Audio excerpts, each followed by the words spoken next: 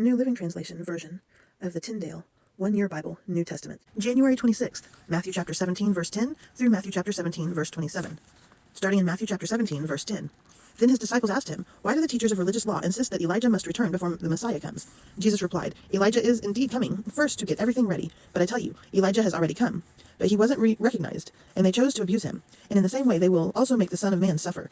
Then the disciples realized he was talking about John the Baptist.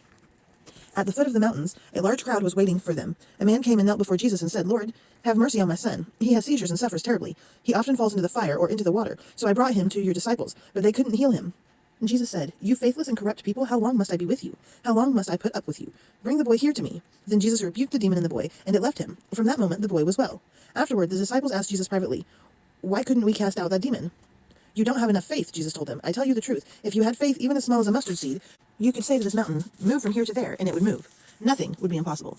Verse 22. After they gathered again in Galilee, Jesus told them, "The Son of Man is going to be betrayed into the hands of his enemies. He will be killed, but on the third day he will be raised from the dead." And the disciples were filled with grief. On their arrival in Capernaum, the collectors of the temple tax came to Peter and asked him, "Doesn't your teacher pay the temple tax?" "Yes, he does," Peter replied. Then he went into the house. But before he had a chance to speak, Jesus asked him, "What do you think, Peter? Do kings tax their own people, or the people they have conquered?" "They tax the people they have conquered," Peter replied. "Well then," Jesus said, "the citizens are free. However, we don't want to offend them, so go down to the lake and throw in a line. Open the mouth of the first fish you catch, and you will find a large silver coin.